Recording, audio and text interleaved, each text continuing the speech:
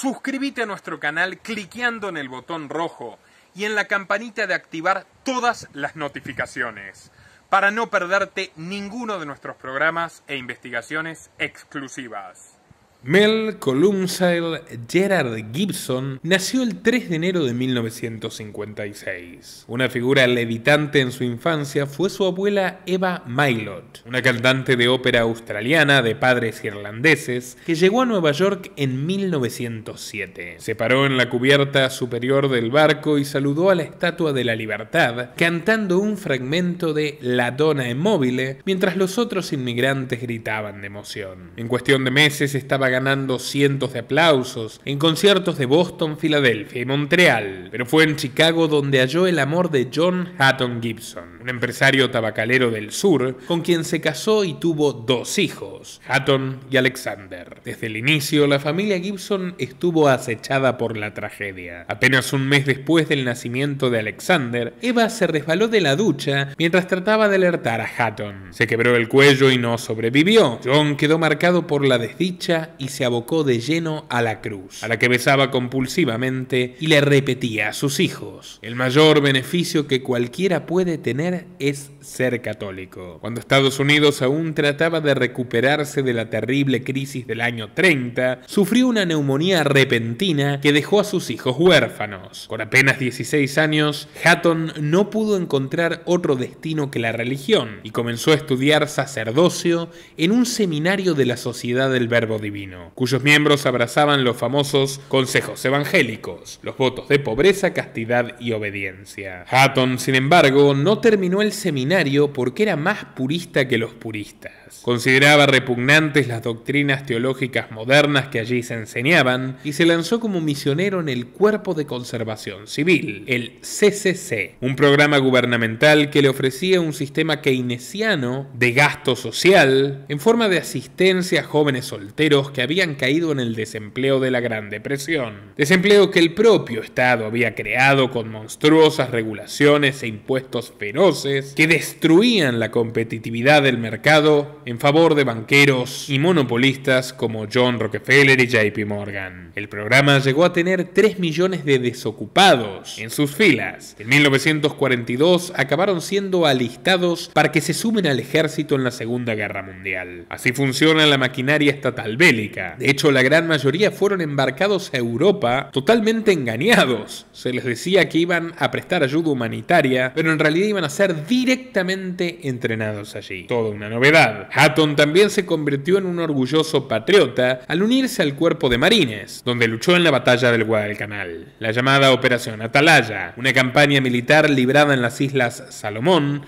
al noreste de Australia. Fue la primera gran ofensiva del tío Sam contra el Imperio japonés, donde sometieron sus ejércitos a 3 batallas terrestres, 7 navales y múltiples luchas aéreas que culminaron en la decisiva batalla de Guadalcanal, un encontronazo náutico que consiguió 3.400 muertos de ambos bandos y la evacuación de los japoneses en febrero de 1943. Ya convertido en veterano, Hutton regresó aquel mismo año a Nueva York y se topó con Anne Patricia Reilly, una bonita irlandesa con quien se casaría el 1 de mayo de 1944 en la iglesia parroquial de Nuestra Señora del Buen Consejo en el distrito de Brooklyn. Tuvieron nada más ni nada menos que 10 hijos y uno de ellos fue Mel Gibson, quien fue bautizado en la parroquia de San Patricia en 1956. Le dieron el nombre de Columcille por uno de los santos irlandeses más queridos, descendiente del Celta Niall, el primer gran rey de Irlanda. A su vez le pusieron Gerard por San Gerardo, un santo italiano del siglo XVIII, patrón de las madres embarazadas, a quien Anne Patricia rezaba cada noche y cada vez que esperaba otro retoño. Rezaba también por comida. Era más que duro alimentar a 10 bocas, y a veces las bocas estaban hambrientas. Mel era un niño regordete cuya madre lo atiborraba felizmente con gastronomía irlandesa, flan con pasas, estofados de papa y pasteles de manzana. Mientras tanto, su padre trabajaba turnos de 16 horas en el ferrocarril central de Nueva York, y cuando regresaba a su hogar buscaba la misma dedicación. Aplicaba una rigurosidad moral y religiosa que no le dieron en la Sociedad del Verbo Divino.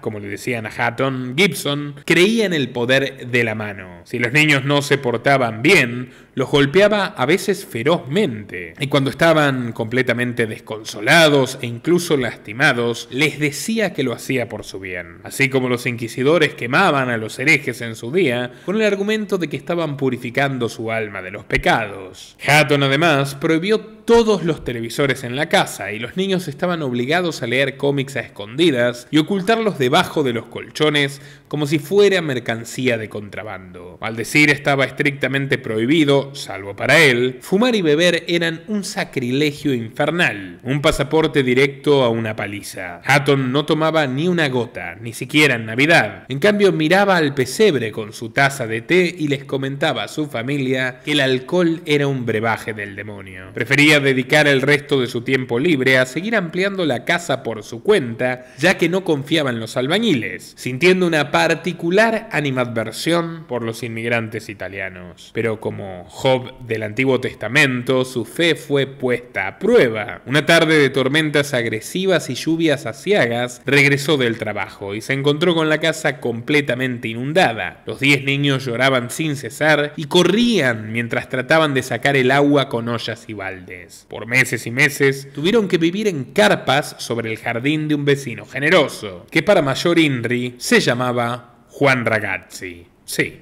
era italiano. Para colmo, en diciembre del 64, mientras le predicaba salmos improvisados a sus compañeros, Hutton se resbaló de una plataforma de acero que estaba cubierta de aceite y nieve y lanzó un alarido atormentado que a todos les recordó el chillido estruendoso de la locomotora. No solo su columna vertebral fue gravemente herida, sino también su orgullo de sentirse un gran trabajador capaz de soportar cualquier dificultad y sacrificio. Ahora era un hombre discapacitado, se sentía impotente y pesaba sobre él una terrible amargura, ya que apenas podía sostener a su familia. Para canalizar su rencor hacia la vida, le realizó una demanda a la empresa por el accidente laboral, que en realidad había sido fruto de su propio descuido. Y para huir del abismo pecaminoso del tiempo libre, aumentó su participación en la iglesia, puso en venta la granja y ante la desconfianza a los médicos, se hizo adicto a las pastillas vitamínicas, a tal punto que protagonizó un comercial donde las presentaba como las más saludables de la nación. Con ese ingreso, llegaron a alquilar una casa decrépita al otro lado del río de Verplank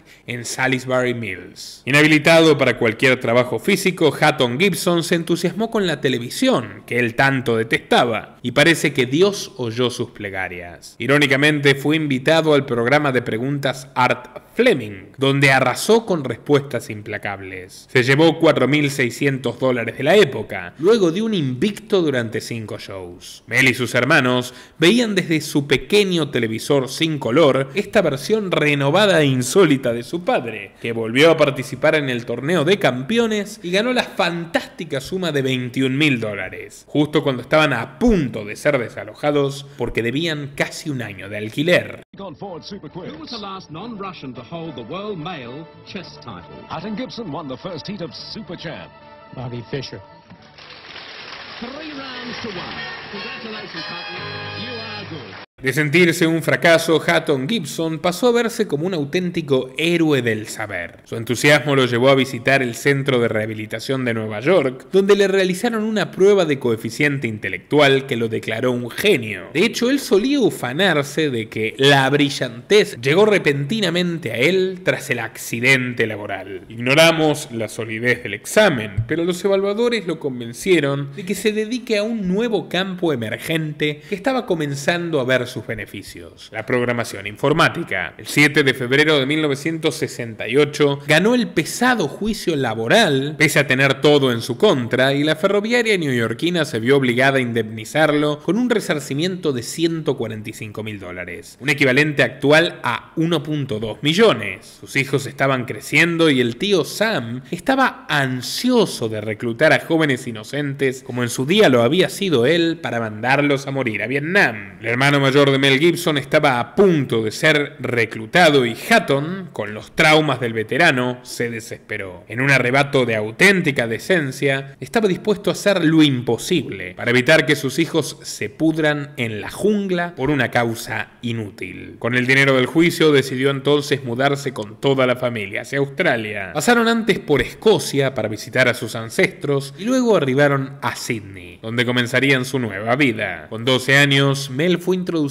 al Colegio Católico de San Leo de la Congregación de Hermanos Cristianos, ubicado en el tranquilo y frondoso suburbio de Warunga. Fuera de las puertas de la escuela había agradables casas, elegantes y bien pintadas, y que ocupaban banqueros, médicos y abogados. Pero dentro de la escuela gobernaba un régimen furibundamente gris que aplastaba sus espíritus. Mel Gibson se sintió agobiado por esos sacerdotes rígidos y por su ridículo uniforme escolar de paja y pantalones grises. Grises como los pasillos del colegio, grises como los suelos, los techos, las pizarras, las sotanas de los curas, absolutamente todo era gris. Pero sobre todo sufrió las constantes burlas de sus compañeros que lo llamaban The New Yankee, el nuevo Yankee, y se reían de su, cito, asqueroso acento americano. En cuestión de días, el Yankee estaba metiéndose en brutales riñas en el recreo, y entre puñetazo y puñetazo perdió la timidez que lo poseía hasta entonces y se convirtió en un rebelde buscapleitos con energía incontrolable. Fue en aquella soledad que conoció al demonio que su padre mencionaba con la Biblia en la mano. En sus escapadas al colegio, Mel bebía botellas y botellas de licor y quedaba deshecho antes de llegar al mediodía en las playas lejanas de la costa este. Pero el licor no es amigo del secreto, y en esas rebeldías etílicas, un compañero suyo le confesó frente al mar los extraños afanes que envolvían a los hermanos cristianos. Pasiones oscuras, mucho más oscuras que el gris. No era nada casual. Muchos años después,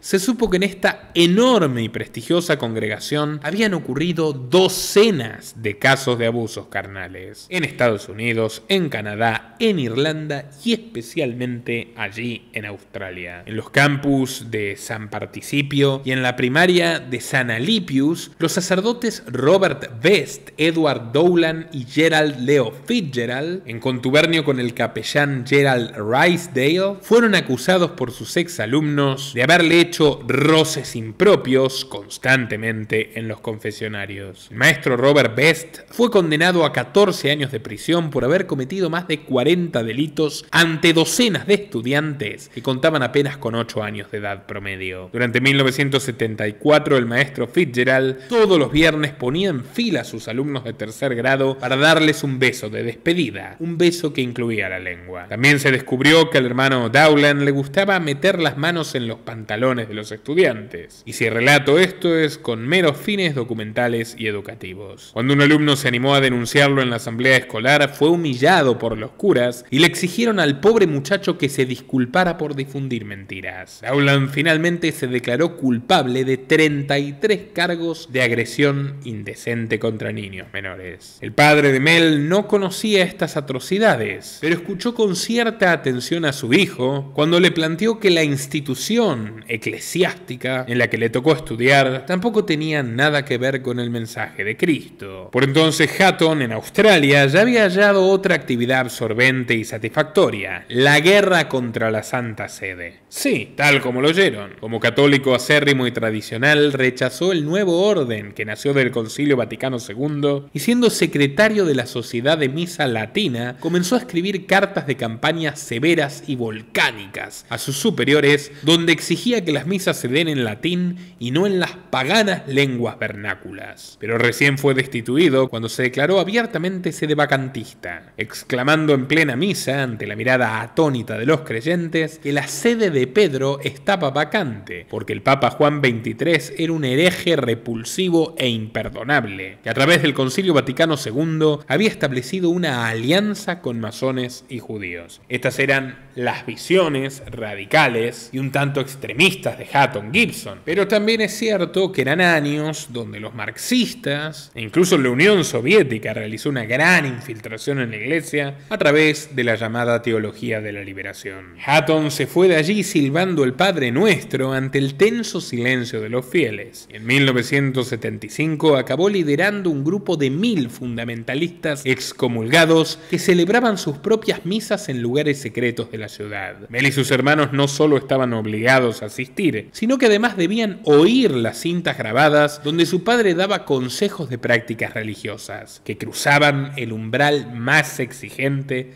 de la iglesia antigua. A pesar del rigor, Mel veneraba a su padre, defendía apasionadamente sus creencias obsesivas, conocía la Biblia al derecho y al revés y se arrodillaba para orar al menos 3 veces al día. Era una especie de Dr. Jekyll y Mr. Hyde, porque lejos de su casa se dedicaba al vicio. Se había convertido en un fiestero recalcitrante. Fumaba tabaco y marihuana, bebía, andaba en surf y empezaba a desesperarse por las mujeres. Fue casi de casualidad que acabaría entrando en el Instituto Nacional de Arte Dramático. No estaba en sí persiguiendo al arte, sino a las artistas, las bellas aspirantes actrices que habían compartido colegios y fiestas con él, y en especial a Linda Newton, una bella joven de 18 años que mientras invadía los sueños de los muchachos, soñaba a su vez con convertirse en estrella. Acababa de salir de una extenuante jornada en una fábrica embotelladora de jugo de naranja en la que trabajaba hace meses. Gibson parecía un hippie, tenía el cabello y la barba casi hasta los hombros y por entonces tenía un carácter muy despreocupado, por lo cual se sometía sin problema a los típicos pedidos absurdos de los profesores de teatro: improvisar, cantar, bailar, fingir ser un perro o un gato. Mel fue terrible, casi paupérrimo, pero el empeño que puso convenció a los jueces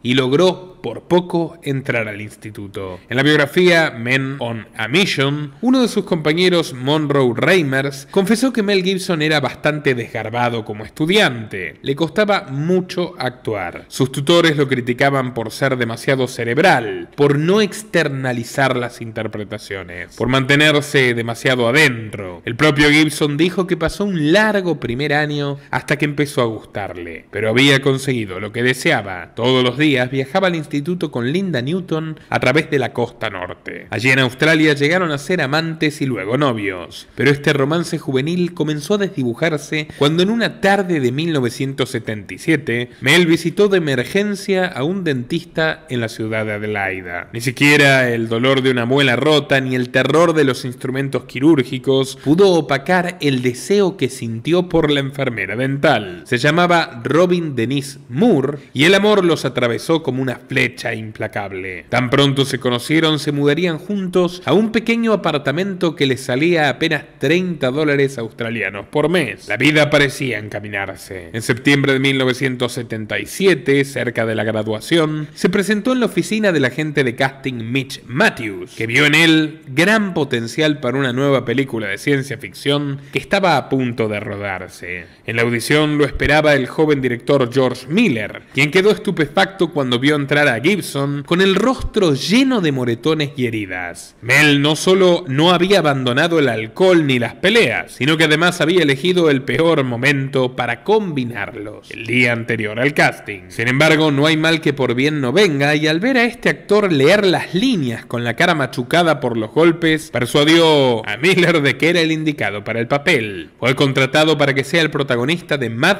Max, un western futurista ambientado en una Australia distópica y árida que se enfrenta a un colapso civil, una decadencia terminal causada por el ecocidio y la escasez del petróleo. Las carreteras del centro de la ciudad se habían convertido en pesadillas donde motociclistas sanguinarios y policías impiadosos realizaban un juego nihilista de muerte y persecución. Mel interpretaba a Mad Max Rokatansky, un oficial de la patrulla de la fuerza principal que debe enfrentarse al sádico miembro de los motoqueros Crawford Knight Rider Montazano. La filmación fue tan desacatada como la trama. Apenas 4 días después del inicio del rodaje, la protagonista Rosie Bailey tuvo un choque de automóvil frontal donde se rompió una pierna y tuvo que ser reemplazada por la estrella de telenovelas Joanne Samuel. Para no perder la tradición de los rodajes, había drogas de todo tipo para quien quisiera. Muchos miembros del elenco tomaban cocaína y anfetaminas para tolerar esas jornadas extenuantes de 18 horas. No hay pruebas de que Mel haya consumido ninguna de estas, pero admitió que toda la película se logró con el olor de un trapo aceitoso y la improvisación de muchas escenas bajo los efectos de sustancias que alteraban la mente. Estaban jugando con los límites, vestidos con sus uniformes de cuero negro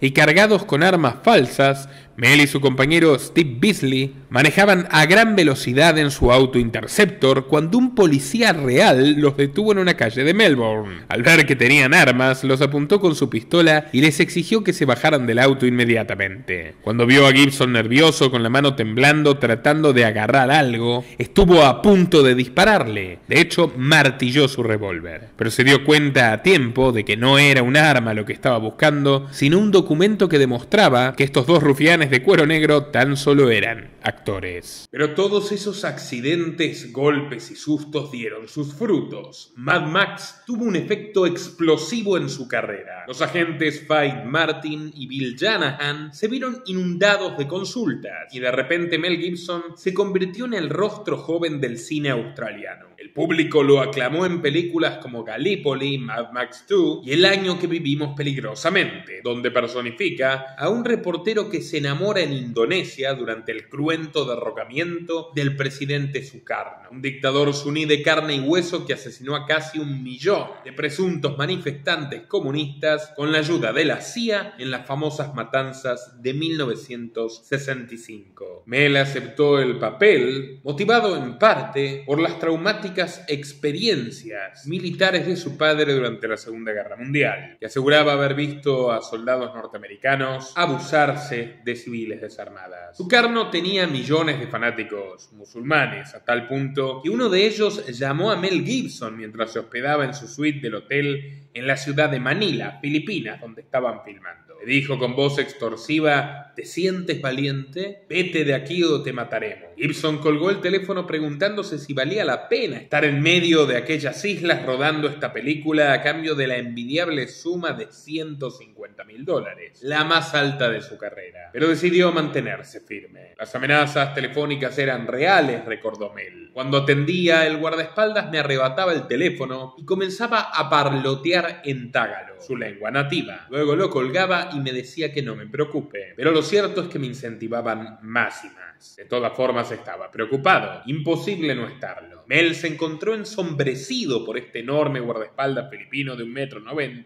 que lo escoltaba llevando un revólver calibre 38 debajo de la camisa, mientras extremistas quejosos comenzaron a asediar el plató de filmación. Los productores de MGM quedaron tan asustados que llegaron al punto de contactar a la CIA, a la inteligencia filipina y al ejército en busca de refuerzos. Ante las constantes presiones y el terror, el equipo tuvo que volver a Sydney para terminar el rodaje de una película que tuvo muy buenas críticas pero muy poco éxito. El gobierno norteamericano boicoteó su estreno, pero a Mel ya no le importaba. Se conformó con haberse liberado de ese ambiente hostil y con regresar a su hogar, donde lo esperaba su reciente esposa Robin y sus pequeños retoños. Era un padre feliz, pero sus demonios no tardarían en regresar. Fue contratado para actuar junto al mítico Anthony Hopkins en el film The Bounty, que trata sobre la famosa embarcación del siglo XVIII HMS Bounty, que viajaba de Tahití hacia las islas del Caribe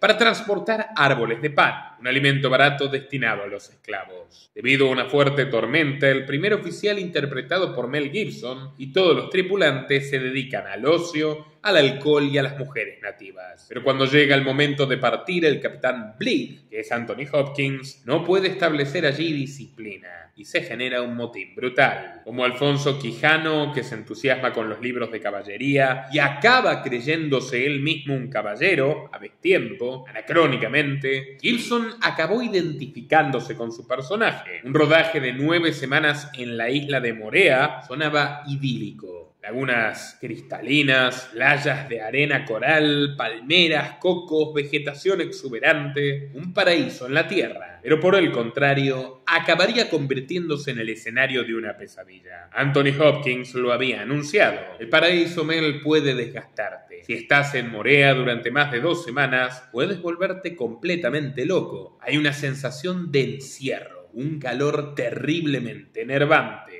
Él se embarcó con sus compañeros en borracheras masivas en bares y playas. Gustaba de beber todo el tiempo, a toda hora. Nunca abandonaba su coraje. Una noche vio en un club nocturno a 2 tahitianos enormes discutiendo férreamente por la atención de una muchacha joven, demasiado joven. Con una botella de cerveza en la mano le dijo a su compañero: «Soy Mel Gibson, iré allí y los detendré. Respetarán mi trabajo». Mira, se acercó a los dos muchachos y los interrumpió para presentarse. Por supuesto, a ellos ni les importó. Por un momento miraron a este gringo petizo de ojos claros con cierto desconcierto, casi confundidos, como si no pudieran comprender qué hacía allí. Pero de la sorpresa pasaron rápidamente a la ira y le asestaron una botella de Coca-Cola en la cabeza, aquellas de vidrio. Descolocado, con las líneas de sangre corriendo por su cara, él se levantó, le pidió a la chica que corra y le dio un puñetazo a uno de los dos antes de que los guardias del club nocturno los separasen y los echaran. Un golpe similar recibió la película. No era mala, pero fracasó en los cines, recaudando apenas 3.5 millones de los 40 que se gastó en la producción, y fue aplastada por Los Cazafantasmas, que recaudaron 127 millones de dólares. Mientras Gibson, con 29 años, era considerado ya por la revista People como el hombre más sexy del mundo, se estaba metiendo en un espiral etílico cada vez más profundo. Se hacía la fama de terminar protagonizando grandes fracasos de taquilla. Su esposa le rogó que se tomara un descanso de esas vertiginosas seguidillas de rodaje que estaba haciendo, pero justo le llegó una oferta irrechazable, una auténtica obligación: Mad Max Beyond, la tercera de la saga. Warner Brothers prometió pagarle $1 millón, una gran diferencia con los 10.000 que había ganado en la primera película. Ya no debía someterse a las pesadas horas de la playa, sino a un viejo y conocido calvario: el desierto. El rodaje se filmó en un antiguo y polvoriento pueblo minero llamado Coober Pedy, a unos 800 kilómetros al noroeste de Adelaida. Tan asfixiante era ese clima constante de 45 grados que 7 miembros del elenco fueron trasladados al hospital mientras una disputa sobre las acrobacias amenazó todo el proyecto. Exhausto,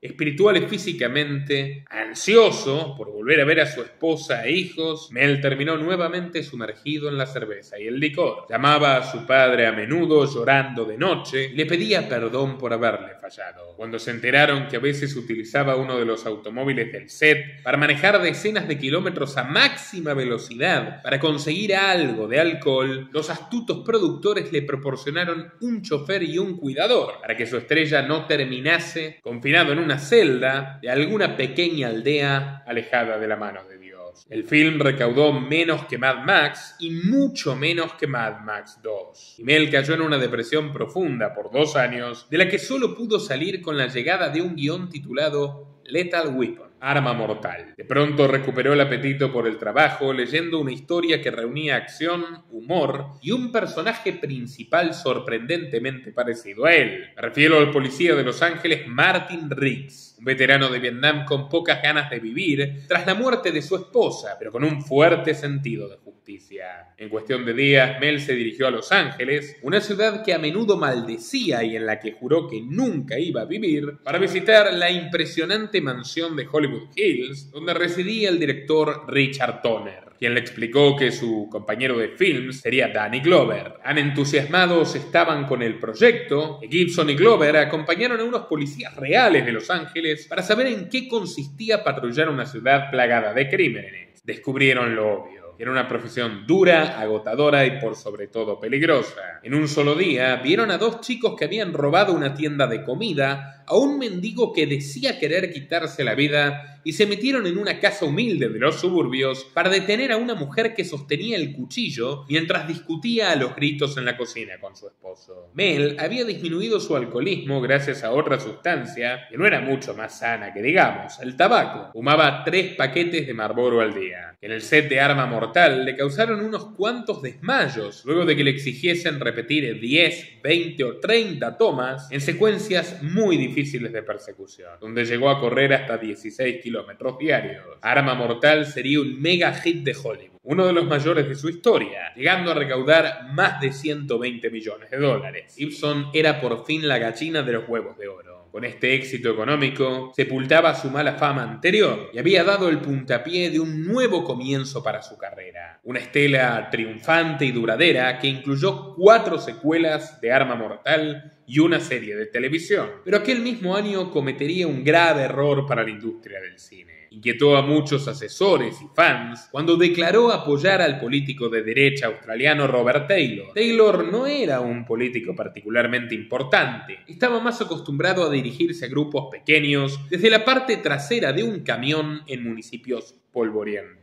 La mayoría de los votantes lo tendían a ignorar, porque no estaba alineado con ninguno de los tres partidos principales. No obstante, para Gibson representaba todos los principios en los que él creía. Criticaba a la burocracia gubernamental, a los impuestos pesados y al socialismo fabiano. Ambos coincidían incluso en que la pena capital podía ser válida en ciertas circunstancias. Mel hizo una campaña activa a favor de este candidato, diciendo que él buscaba la recuperación de los valores pasados de moda, de los principios familiares tradicionales. El famoso actor lideraba los aplausos hacia Taylor en cada uno de sus discursos, que de golpe se encontraron llenos, repletos, por jovencitas adolescentes muy hormonales, que no estaban allí precisamente por el político conservador, sino por el hombre más sexy del mundo. La estrella de gran melena y profundos ojos azules. Como podrán imaginarse, este tipo de campaña no pudo sostenerse demasiado en el tiempo. Taylor consiguió un puñado de votos más que lo habitual,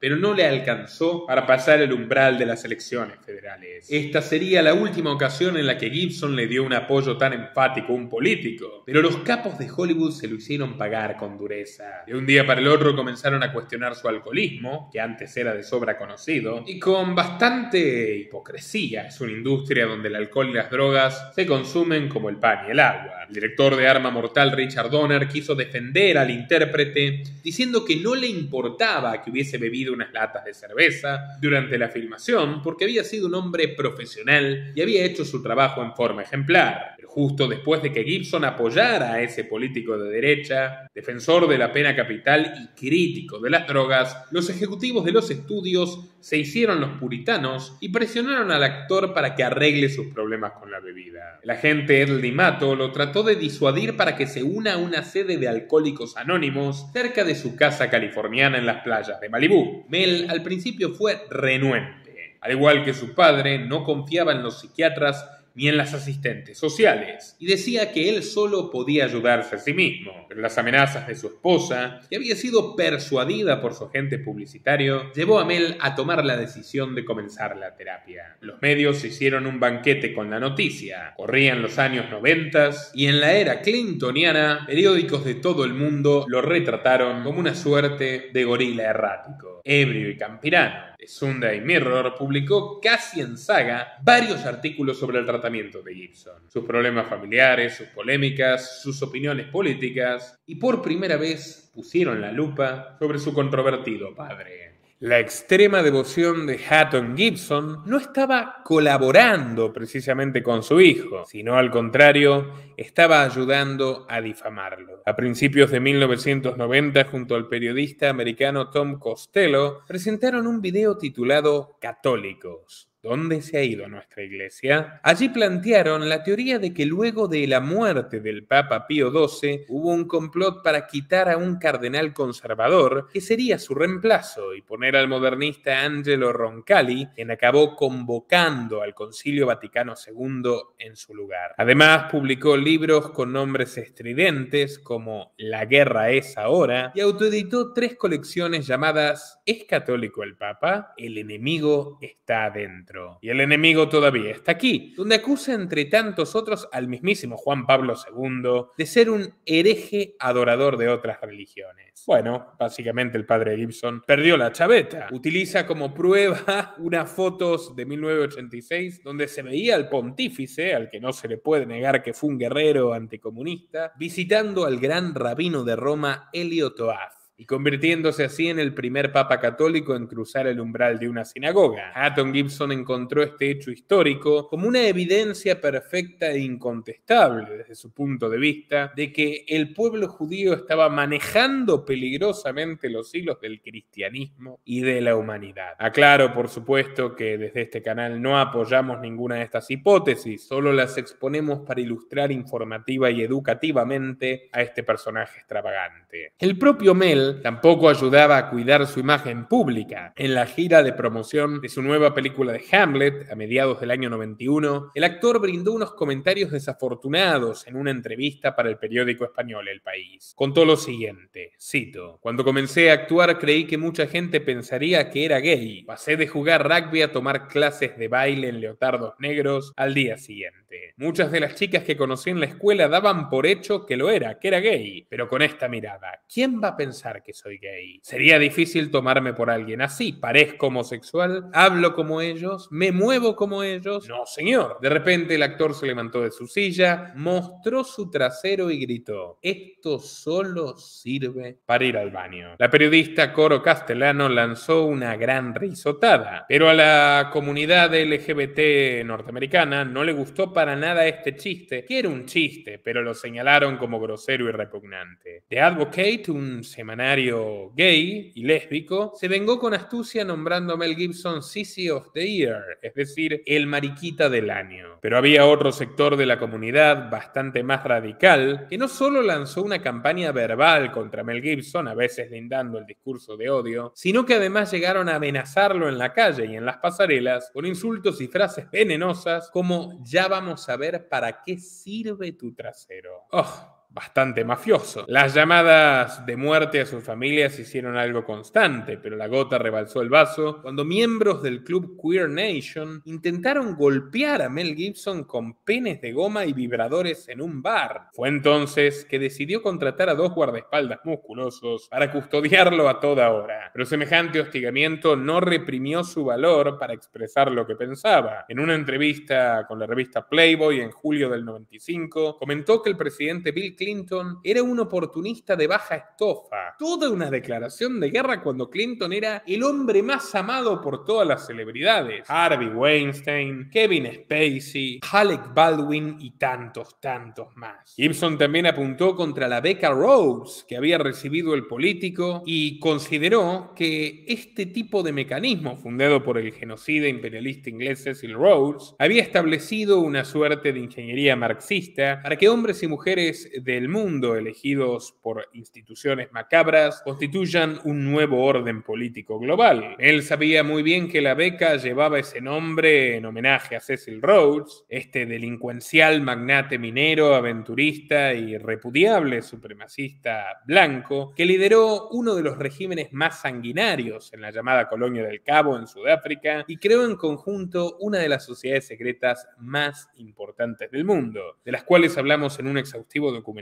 junto a Nicolás Martínez Laje, que está disponible para quienes nos apoyen en patreon.com/Nicolás Moraz desde $5 mensuales. Justamente en 1995, el ejército queer, que en muchos aspectos tenía el apoyo de la administración Clinton, empezando por el financiero, volvió a arremeter ya no solo contra el propio Gibson, sino también contra su obra. Había estrenado aquel año su segunda película como director, Corazón Valiente, una épica biografía cinematográfica basada en la vida de William Wallace, el héroe nacional escocés que participó en la Primera Guerra de Independencia contra el despótico reinado de Eduardo I de Inglaterra, a finales del siglo XIII. El film permitió a Gibson recuperar la consideración de Hollywood y fue nominado a 10 premios Oscar, de los cuales ganó 5, entre ellos la mejor película y el mejor director, pero no pudo escapar a las críticas moralistas. Mientras Gibson guardaba sus premios en una caja de zapatos Armani, los hiperconservadores se ofendieron absurdamente por los múltiples traseros escoceses que aparecieron en las escenas. "Nunca se han visto tantos glúteos juntos en la historia del cine", comentó uno de ellos en un artículo. También recibió ataques del otro extremo del espectro político, el progresista, ya que la comunidad LGBT señaló que la relación homoerótica entre Eduardo II, el hijo del rey, y su amante fue filmada de manera intencionalmente burlona y trillada. La Alianza de Gays y Lesbianas contra la Difamación, dirigida por Chastity Bono, hija de la famosa actriz Cher, le pidió a los actores gays de la industria que rechazasen trabajar en las filmaciones de Gibson. El agente de Mel entendió perfectamente la importancia de esta batalla. Le dijo textualmente a su cliente: "Hollywood está bajo el control de una poderosa mafia gay".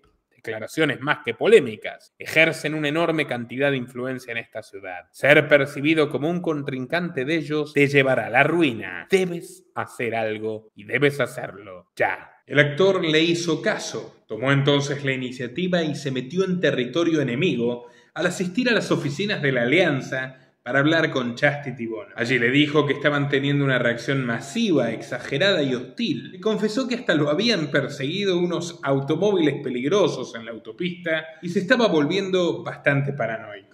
Todo por una simple broma. Quería sentar las paces. Pero Bono no solo descartó que esos vehículos acosadores fueran suyos, sino que además rechazó de forma intransigente cualquier posibilidad de acuerdo. Gibson, esto es la guerra. Para entonces Mel perdió la paciencia. Se quitó la máscara de la corrección política y comenzó a enfrentarlos en público. Cuando volvieron a criticarlo por otra escena supuestamente homofóbica, donde el rey Eduardo I mata a uno de los amantes de su hijo, arrojándolo desde las murallas de un castillo, Mel salió con la lengua afilada a decir en una conferencia: me disculparé cuando el infierno se congele. Pueden irse al demonio. Sus críticas al sistema ya podían reflejarse en los papeles que aceptaba. En 1997 protagonizó junto a Julia Roberts la película Teoría de la Conspiración. Sí, ese es el título, Teoría de la Conspiración, donde interpreta a un taxista neoyorquino bastante excéntrico que tiene la fiel convicción de que muchas catástrofes y desgracias mundiales fueron provocadas por conspiraciones secretas gubernamentales. ¿Les suena de algo? Este taxista escribe artículos anónimos exponiendo sus tesis y no le reconoce a nadie su autoría. Pero entonces conoce a Alice Sutton, Julia Roberts, una abogada del Departamento de Justicia, quien finge creer en sus ideas solo porque él la salvó de un atraco importante. Sin embargo, todo cambia cuando el taxista, llamado Jerry, comienza a ser realmente perseguido por el gobierno. Al final, unos agentes de la CIA, liderados por el psiquiatra Dr. Jonas, lo encierran en un edificio, le inoculan ácido lisérgico LSD y lo someten a un interrogatorio con torturas. Jerry logra escapar y va a buscar a Alice para contarle todo lo que ocurrió. Justo cuando ella se convence de que él está completamente loco, un equipo SWAT irrumpe en el apartamento y mientras todo el lugar se prende fuego, los prófugos logran huir. La película continúa, pero no quiero seguirla spoileando. Quien quiera verla la puede ver. En taquilla le fue bastante bien y en la promoción un Mel Gibson risueño aprovechó para lanzarle un dardo a la industria cinematográfica. Entonces declaró: bueno,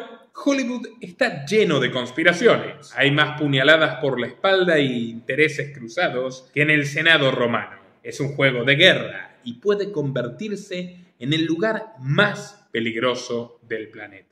A los buenistas de Hollywood, que les gusta proyectar una imagen de filántropos, de humanistas, de artistas del nuevo renacimiento, le generó muchísimo escozor lo que dijo. Alec Baldwin se burló de él, diciendo que un torpe campesino que venía de Australia, con un padre quemador de brujas, no podía darle lecciones de moral a nadie. Y esa fue la primera embestida de muchas, donde fue señalado como un loco, un chiflado que parlotea ridiculeces, en fin, un alter ego del taxista de la película. Comenzaron a burlarse intensamente a fines de aquel año, por lo cual Mel Gibson salió furioso de una ceremonia de premiación de MTV en los estudios Disney de Los Ángeles, después de haber sido insultado por la comediante Janeane Garofalo. Al ver cómo se iba ofendido, la presentadora, que era la actriz Jamie Lee Curtis, comentó con ironía: Mel es australiano y supongo que no le va bien verse bajo presión. O tal vez con tanto desierto, aquí siente claustrofobia. Pero los ejecutivos de Hollywood no eran tontos. A pesar de su actitud rebelde y su ideología opositora, no querían deshacerse de él porque le seguía dando sus huevos de oro. Mel a cambio recibía una lluvia de dinero. Entre Arma Mortal 2 y 3, la producción ya había recaudado casi 550 millones de dólares. Con Arma Mortal 4, estrenada en 1998, consiguió salvar a Warner Brothers de un pésimo año, al recaudar para ella 120 millones. La estrella, a cambio, fue recompensada convirtiéndose en el actor mejor pago de la historia, al menos hasta entonces, con un jugoso cheque de 20 millones. Él mismo se superaría 2 años después protagonizando El Patriota, donde cobró unos 25 millones para una película que recaudó unos formidables 240 a nivel global. Confieso que de chico la debo haber visto 50 veces. Me encantaba. A Mel no le importó que los críticos remarcaran las inexactitudes históricas de esta película sobre un colono americano, Benjamin Martin, veterano del ejército inglés, que al principio se opone a la guerra de independencia contra el Reino Unido, pero que luego rectifica tras el cruel asesinato de su hijo mayor, Heath Ledger, con quien, por cierto, a pesar de la diferencia de edad, entabló una formidable amistad. Para Gibson, todo ese mundillo de críticas ya era ruido de fondo, una broma inocua, cuando algunos ingleses acusaron a la producción de retratar erróneamente a los casacas rojas de Jorge III como una suerte de nazis despiadados que incendiaban pueblos y aldeas y torturaban y aniquilaban a civiles inocentes, Gibson contestó sarcásticamente que no se enojen tanto, que por su tiempo en Australia él se consideraba un poquito monarquista, que de hecho apoyó a la reina Isabel cuando abrió los Juegos Olímpicos en Sydney en el año 2000 y achacó a los republicanos que intentaban expulsarla que la política es el negocio más sucio de todos. Tras esa gran obra del cine de acción, musicalizada por el maestro John Williams, Gibson ya se sentía con el derecho de expresar lo que deseaba y de elegir el proyecto que quisiera. En 2004 optó por el film Señales, donde encarna a Graham Hess, un ex sacerdote episcopal que ha perdido la fe luego de que su esposa fallezca en un accidente, viviendo en una granja lejana de Pensilvania con su hija pequeña, su hijo asmático y su hermano menor, fracasado jugador de béisbol. Empiezan a ocurrirles eventos muy extraños en sus cosechas y poco a poco van descubriendo que son causados por extraterrestres. Mel aprovechó el estreno para confesarle al mundo sus propias experiencias sobrenaturales, un tanto diferentes a las que retrata Señales. Me pasaron muchas cosas raras, le comentó a un periodista que lo miraba sorprendido por la respuesta. Una noche, cuando aún era joven y vivía con mis padres, uno de mis hermanos gemelos me despertó a eso de las 4 de la mañana para avisarme que Christopher, el otro gemelo, estaba en problemas. Me subí al auto y llegamos a la fiesta donde había ido. Lo encontramos tirado en uno de los baños, casi desmayado, al borde de un coma etílico. En esa época no había celular ni nada parecido. Sin que nadie se lo dijera, su hermano supo que algo malo le estaba ocurriendo. Eso para mí es un evento tremendamente paranormal, le confesó al entrevistador. Gibson era una de las estrellas más amadas del mundo. Apoyado transversalmente de punta a punta del planeta, logró ganarse más fieles en círculos un tanto conservadores, pero también en otros libertarios, e incluso entre jóvenes rebeldes. Todos podían identificarse con el padre de familia que se alza por la libertad de una nación y a la vez para vengar a su hijo, el patriota, o por supuesto por ese heroico prócer de la independencia escocesa que termina despedazado, William Wallace. Si además es un galán, muchas mujeres se van a derretir. Y todos estos componentes cimentaron una relación con el público de masas prácticamente única en el negocio, y que Mel detenta hasta el día de hoy. Por eso sabe que digan lo que digan, él nunca dejará de tener trabajo. Hay que reconocerle que es un hombre emprendedor y además tenaz. Pero bueno, sigamos con nuestra historia. En poco tiempo, Mel pasó de interpretar a un ex sacerdote que había perdido la fe a reafirmar su propia religiosidad católica con magnificencia. Construyó su propia capilla, una iglesia tradicionalista llamada Sagrada Familia, que fue erigida en Agoura Hills, cerca de su mansión en Malibú. Declaró que la había construido para poder acercarse a Dios de forma íntima,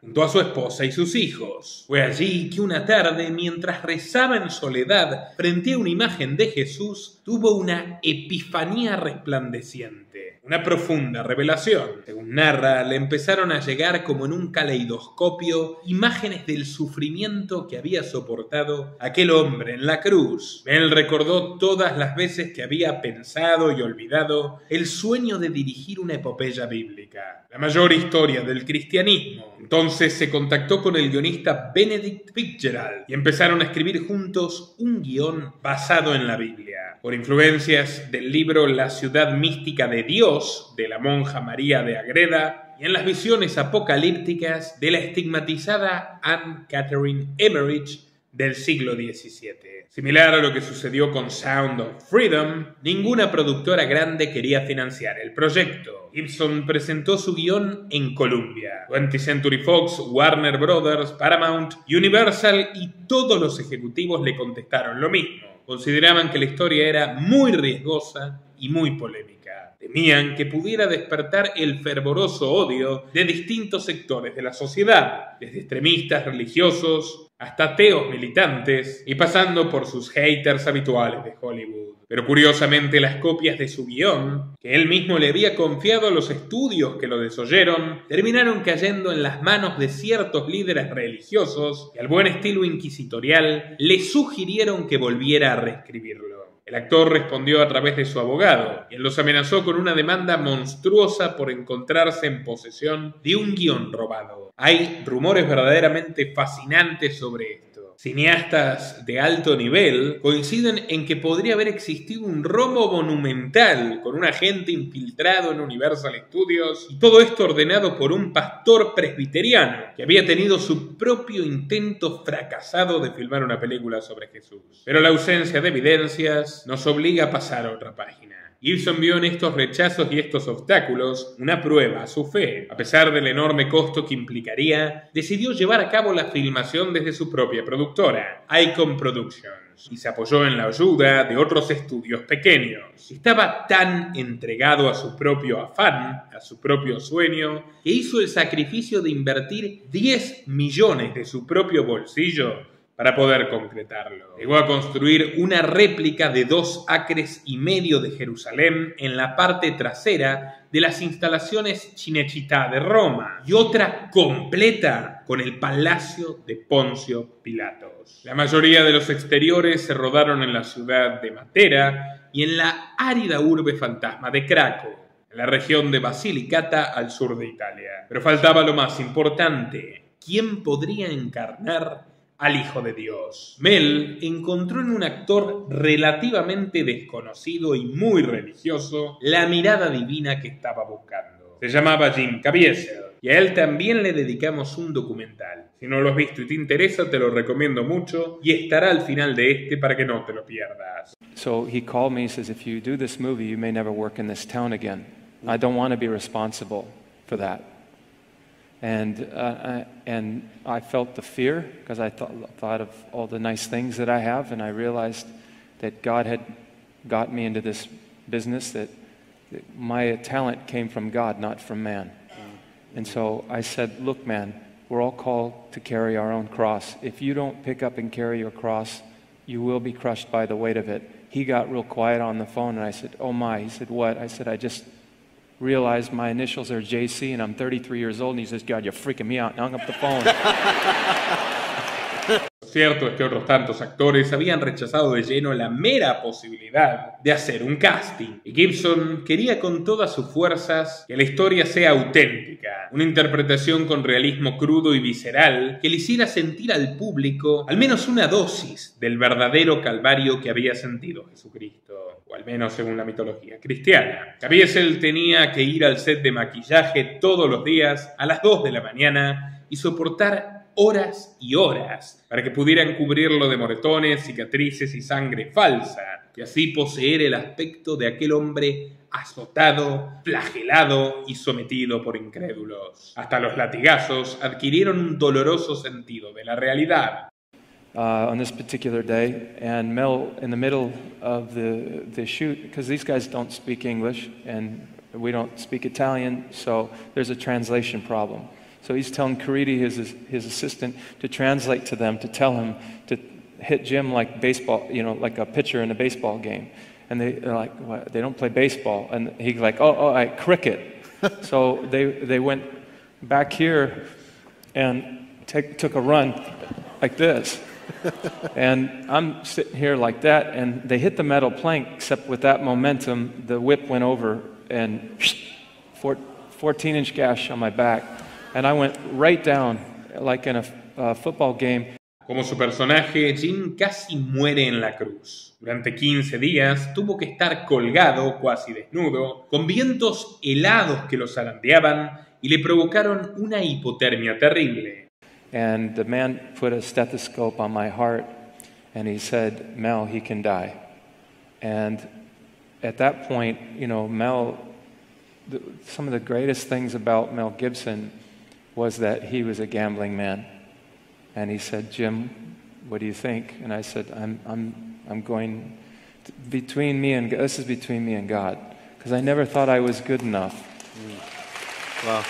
Cosas muy extrañas ocurrieron durante esta filmación. Según varias estadísticas, las probabilidades de que te caiga un rayo encima son 1 en 3 millones. El asistente de dirección Jan Michelini fue alcanzado por 2 y minutos más tarde Caviezel fue atravesado por un tercero. I got to the top, about the 5th take. The clouds were so low. The thunder and lightning was the sound of a howitzer. It was so powerful that you could feel the earth move. Yeah. And I saw 2 people that were about as close as these 2 are to me, and their eyes were looking up and they were watering like they were going to cry. And my hair, I couldn't feel it. And I heard a huge gasp in the audience because they saw something, and I couldn't hear anything. It was like an eye of a storm.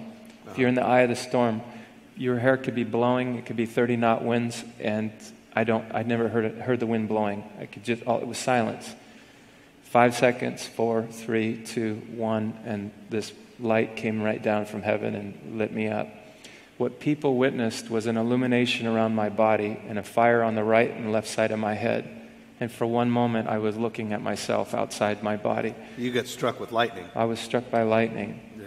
Incluso ocurrieron milagros. Gibson contó que un miembro del elenco que era ciego recuperó la vista y la hija de uno de ellos se curó de una epilepsia. Luca Lionello, el actor que interpretaba a Judas, era un ateo recalcitrante, pero durante el rodaje sintió la necesidad de convertirse al cristianismo y le pidió al sacerdote que celebraba misas para el elenco que lo bautizara. Mel declaró que dirigió esta película guiado por el Espíritu Santo y que tuvo la firme convicción de que Dios estaba presente con ellos. Muchos lo trataron de loco y otros tantos de embustero o mentiroso. Pero más allá de la incertidumbre y los obstáculos, en 2004 logró su cometido. La Pasión de Cristo se estrenó y se convirtió en días en la película con clasificación R más taquillera de la historia universal, con $600 millones de recaudación global. La revista Forbes nombró a Gibson como el hombre más poderoso de Hollywood. Toda una venganza del destino. Pero como sentenció una vez el escritor Lin Yutang, el máximo poder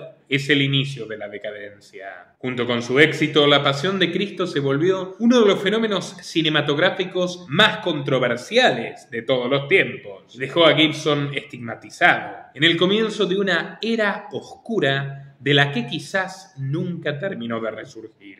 Aunque muchos piensan que este es su mejor momento, mientras toma impulso para su revancha. Pero ya hablaremos de ello, por eso quédate hasta el último minuto. La primera controversia surgió de una confusión, de un cruce de versiones contradictorias. En diciembre de 2003, el coproductor del film le entregó una versión preliminar de La Pasión de Cristo al arzobispo Stanislaw Dziwisz para que el Papa Juan Pablo II pudiera verla y determinar su aprobación. Esa misma noche Juan Pablo II la vio en su apartamento privado junto al primado y al otro día se reunió con los asistentes de dirección McEvety y Jan Michelini para tener una charla privada. El 17 de aquel mes, una columna de Wall Street Journal reveló que Dziwisz había confesado que aquella noche Juan Pablo II había dicho que la Pasión de Cristo es como era. Una frase que lograba cumplir por completo las pretensiones del director. Los Angeles Times confirmó que el jefe de prensa del Vaticano, Navarro Valls, les comentó que esa cita se podía considerar como precisa. Pero una semana después, un funcionario anónimo del Vaticano le anunció a Catholic News Service que eso había sido una completa mentira. El pontífice no había pronunciado aquellas palabras, que no había emitido ningún juicio al respecto. Y lo peor fue que mientras el propio arzobispo Dziwisz salió a desmentir su propia declaración, otros funcionarios del Vaticano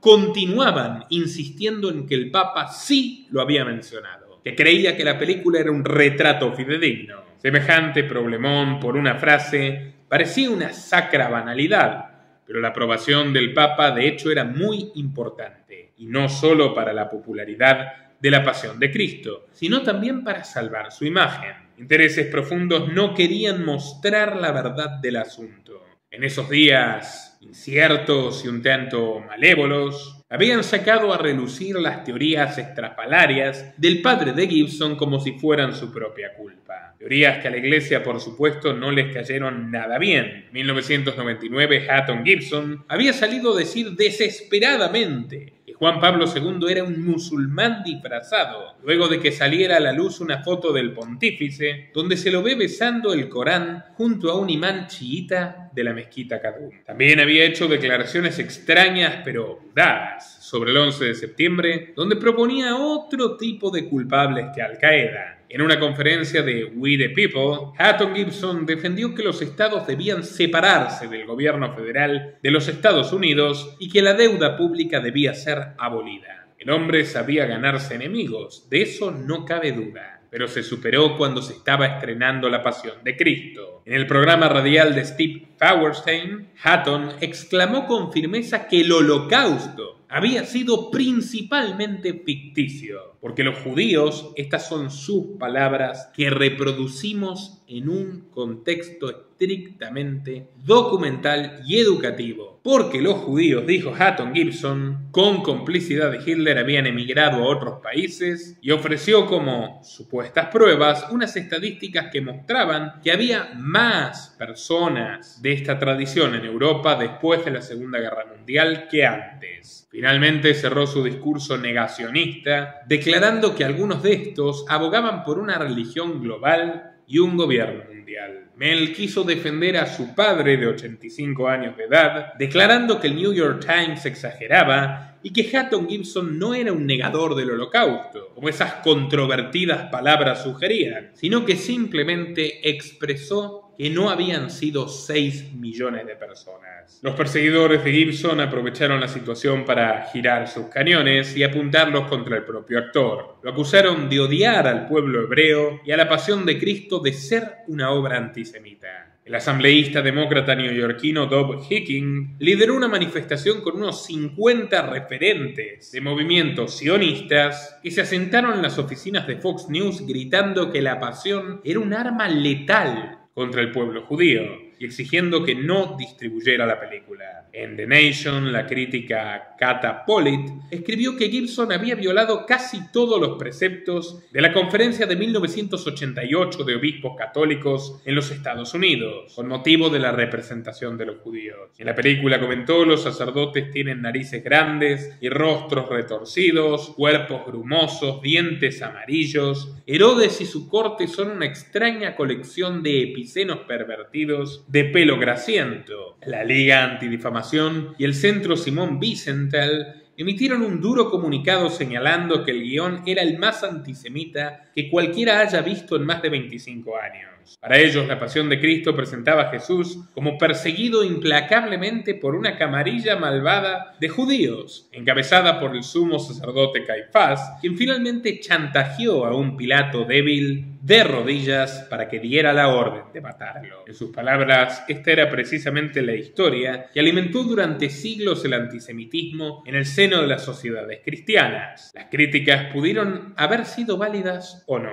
pero es interesante indagar un poco en quiénes son los que las emitieron para develar la máscara de hipocresía. El asambleísta Bob Hicking era un demócrata completamente islamofóbico. En esa época patrocinaba un proyecto de ley para permitir que a la hora de registrar bolsos en el metro, la policía se centrara en hombres de aspecto arábico. Un racismo repudiable. En una conferencia de prensa sosteniendo firmemente fotografías de hombres musulmanes, sostuvo que los sujetos que cometen actos terroristas se ven así. ¿Por qué la policía debe pensar 2 veces antes de examinar a personas de un grupo en particular? Criticó a la ONU por ser anti-Israel, le hace por ser anti-crímenes de lesa humanidad de Israel cometidos contra los palestinos, que el señor apoyaba, y se opuso al matrimonio entre personas del mismo sexo con el argumento de que aquello podía conducir a la aceptación del incesto. Una perorata homófoba completamente irracional, anticientífica e intolerante. La frutilla del postre fue cuando se supo que este caballero había sido acusado por el fiscal federal de haber recibido $40.000 de soborno por parte del Consejo de Organizaciones Judías de Borough Park a cambio de cientos de miles de dólares que le gestionó en subvenciones estatales. Como ven, aquí tienen un perfil muy completo del hombre que pedía la censura de la película. Por su parte, la Liga Antidifamación incurrió en difamación, y lo que es una de las más pequeñas polémicas de la larga lista. Es una ONG consustanciada con el accionar más sanguinario de las Fuerzas Armadas de Israel contra civiles palestinos. Su director, Jonathan Greenblatt, que había formado parte del gobierno de Obama, era un enemigo jurado de las comunidades muy respetables de rabinos judíos ortodoxos que denuncian estos crímenes, y afirmó en 2022 que ser antisionista es ser antisemita, lo cual es falso en términos históricos, en términos teológicos, en términos filosóficos y morales, pero es la lógica implacable que se utiliza para impedir, obstaculizar o ridiculizar cualquier denuncia legítima hacia un Estado probeta, el de Israel, que sistematiza prácticas de apartheid propias de otro siglo. Casualmente también esta institución es islamofóbica. En 2010, junto al Centro Simón Wiesenthal, declararon oponerse al Centro Comunitario Park 51, una institución islámica local que buscaba instalarse a 2 cuadras de donde se encontraban las Torres Gemelas. Mel Gibson no ahondó en esta información, pero a su manera intentó defenderse. Pidió a los cines que subtitulen las palabras hebreas que dice la multitud que acompaña a Jesús para demostrarle al público que había varios judíos en la película que comprendían y defendían al Salvador, o que incluso, sin creer en él, se apiadaban de su suerte. Además, tuvo la gran osadía de dejar algunas declaraciones políticas muy valorables. Reprobó la cruel guerra de Irak, cuestionando el supuesto motivo por el cual el presidente Bush justificaba la invasión. ¿Cuál es el sentido de atacar a estas pobres personas de Irak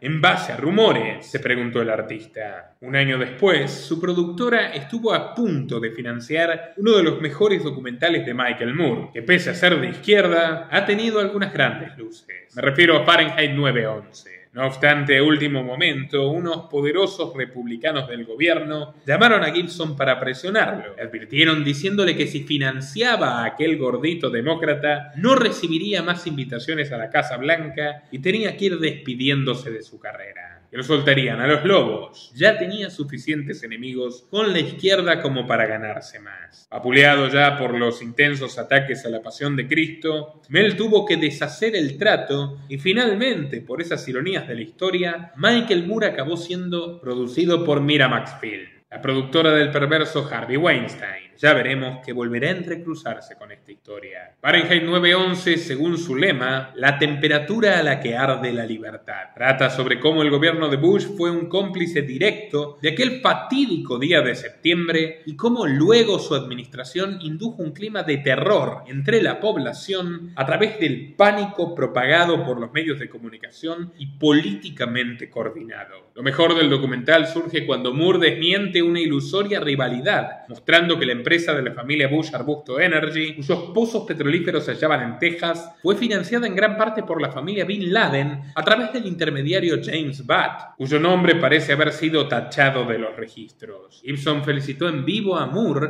en los premios People's Choice Awards de 2005, algo que no le gustó nada a esos poderosos republicanos que lo habían amenazado. Decidieron tacharlo de su lista y esperaron agazapados a que ocurriese la desgracia. ¿Una desgracia casual o una desgracia dirigida? Saquen sus propias conclusiones. Se dice que por aquella época Mel estaba perdiendo la batalla contra sus propios demonios. El 28 de julio de 2006, luego de una pelea con su esposa Robin, manejó hacia un bar de Los Ángeles y se tomó 8 tequilas dobles. Cuando estaba regresando, el oficial James Mee lo detuvo y le puso el alcoholímetro en la boca mientras le hizo una broma de mal gusto. Si sigues manejando así, seguramente vas a atropellar a algún judío. De inmediato el oficial le dijo que iban a tener que incautar su vehículo. Y entonces el actor, que estaba totalmente borracho, estalló en una diatriba que lo condenaría para siempre. Cito lo que dijo, aclarando desde ya que repudio cualquier expresión antisemita o discriminatoria de estas características. Abro comillas. Malditos judíos son responsables de todas las guerras del mundo. ¿O eres judío también, oficial? Cierro comillas. El agente que grabó y difundió el video donde Mel dice esta barbaridad fue rápidamente ascendido, lo que levantó muchas suspicacias. Los grandes medios progres del mundo que detestaban a la estrella de Hollywood lo llevaron a la primera plana, como si los bombardeos en Bagdad fueran mucho menos importantes que el traspié de un simple actor. El oficial James Mee demandó a su propio departamento cuando meses después, de un momento a otro, lo despidieron por divulgar documentos confidenciales. Mel Gibson, en cambio, salió a buscar el perdón, aceptó los 3 años de condena de libertad condicional, participar en un programa de rehabilitación y asistir a reuniones de autoayuda para alcohólicos. En diversas entrevistas se disculpó por su actitud deplorable y declaró que eso no era lo que pensaba, sino que en realidad estaba furioso en aquel momento por el trato del policía. Ciertas voces suspicaces se preguntan si a Mel Gibson no le habrá pasado algo similar que al taxista de la película conspirativa, pero las cosas se dieron así y su vida siguió. A partir de entonces, bastante cuesta arriba, pero no recibió el perdón en su hogar. Mientras estaba en la comisaría aquella fatídica noche, lo único que los agentes le oían repetir a un Gibson borracho y angustiado es: mi vida ha terminado, estoy jodido,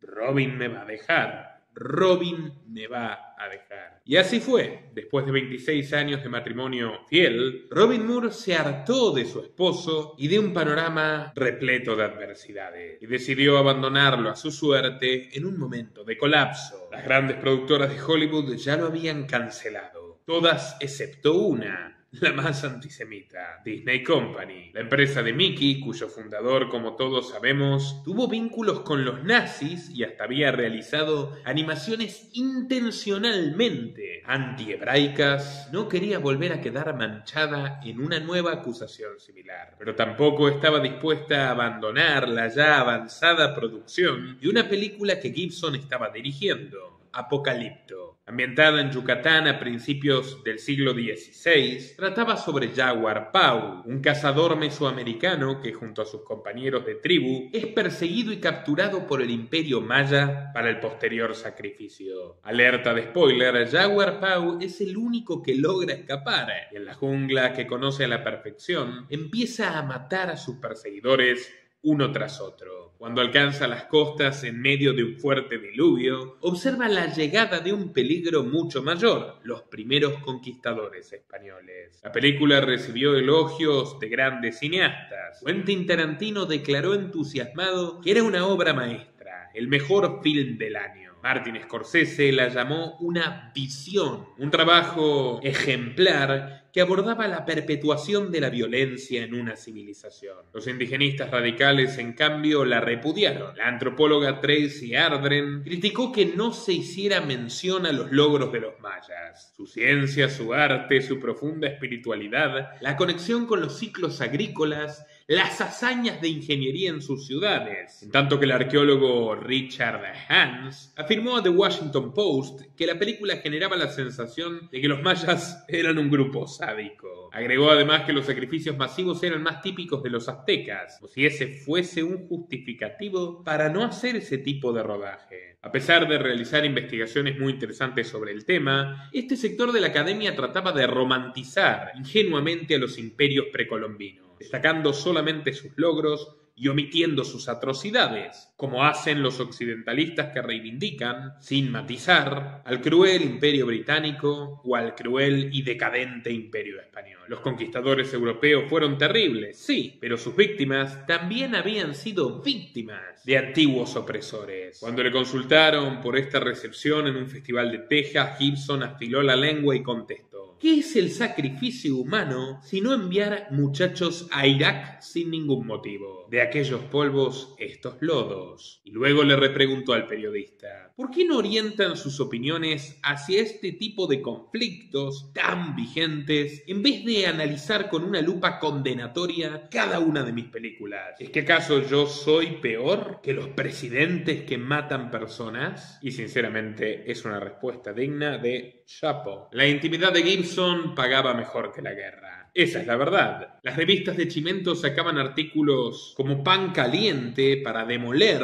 a este actor que, por ser creyente, pacifista y medianamente conservador, rompía todos sus esquemas mentales. Los neopuritanos de Vanity Fair contaron que mientras filmaba Apocalipto en las calurosas selvas mexicanas de Veracruz, Mel cambiaba el agua de las botellas por vodka, creyendo que nadie se daría cuenta de su truco y podría emborracharse en paz. A Gibson ya no le importaban estas acusaciones. Había conocido el amor después del amor. Enamorado de Oksana Grigorieva, una hermosa pianista rusa, 35 años más joven que él, estaba viviendo una segunda juventud. Oksana se hizo conocida con Beautiful Heritage, un álbum financiado por el propio Gibson. Luego confesó en entrevistas que él la había cortejado con mucha poesía. Una poesía hermosa e impresionista, con un pentámetro yámbico vanguardista y moderno. Sí, este rudo actor de películas de acción también consume mucha, pero mucha literatura en sus ratos libres. Su pasión tenía tanta intensidad que ni siquiera podían disimularlo. Robin, la esposa, perdió completamente las últimas esperanzas de volver con el padre de sus hijos cuando en 2009 vio unas fotografías de él abrazando fuertemente a la joven Oksana en una playa de Malibú. Horas después recibió el llamado de su ex. Gibson le avisó que su novia estaba embarazada y que tendrían una hija. Robin simplemente cortó el llamado y días más tarde le envió los papeles del divorcio, quedándose con la mitad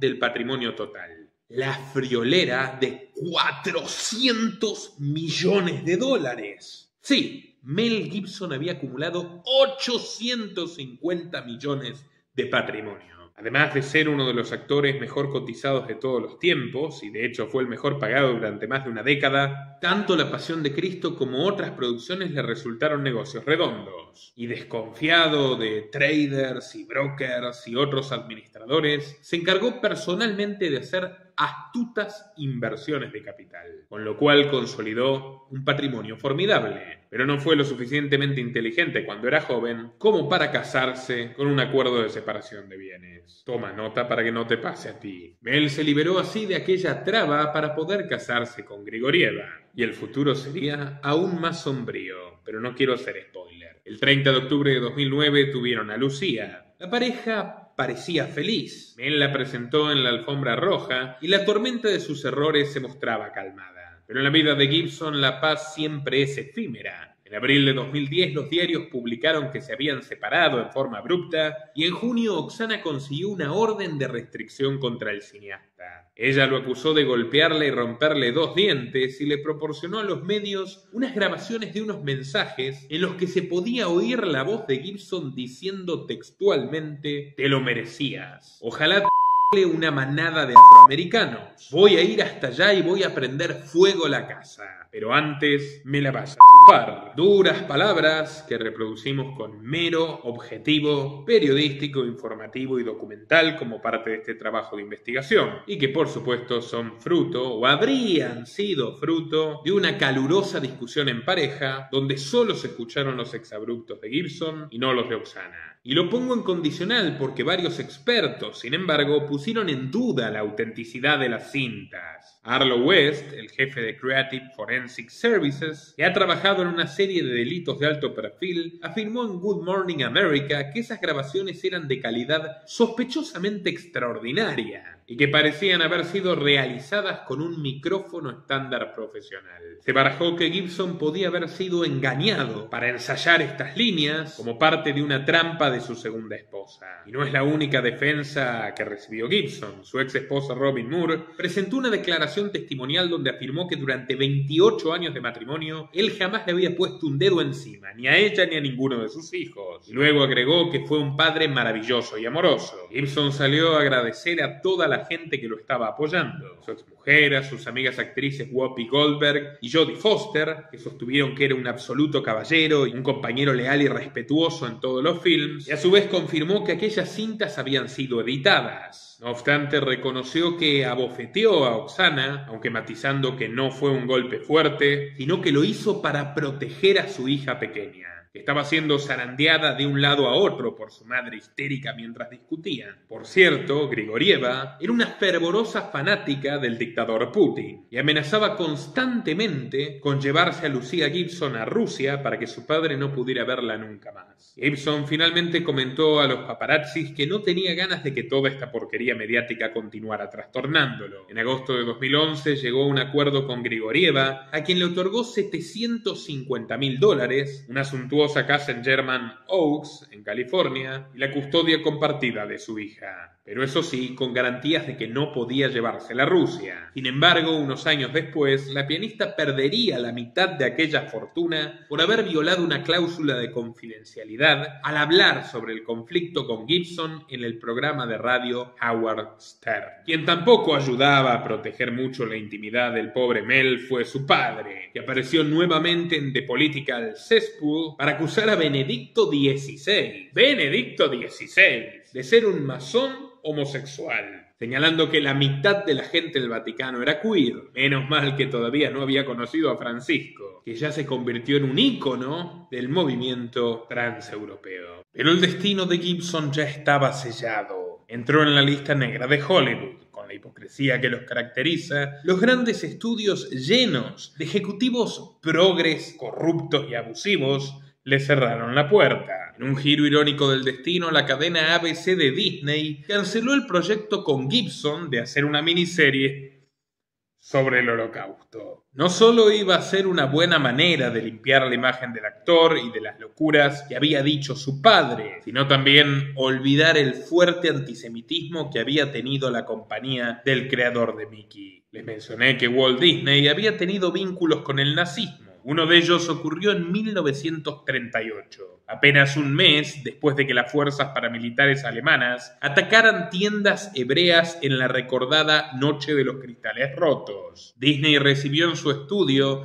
a la cineasta favorita de Hitler, Lina Riefenstahl, que había dirigido películas evidentemente nazis como Olimpia y El Triunfo del Destino. En ese encuentro tan agradable, el tío Walt le mostró a esta mujer siniestra algunos bocetos de sus nuevos personajes, y ella le propuso ver su documental sobre los Juegos Olímpicos de Berlín de 1936, organizados por el mismísimo Führer. No fue la única productora que le soltó la mano a Gibson. Warner Brothers avisó en 2011 que se retiraba del proyecto de este director, con el que buscaba redimirse ante el mundo.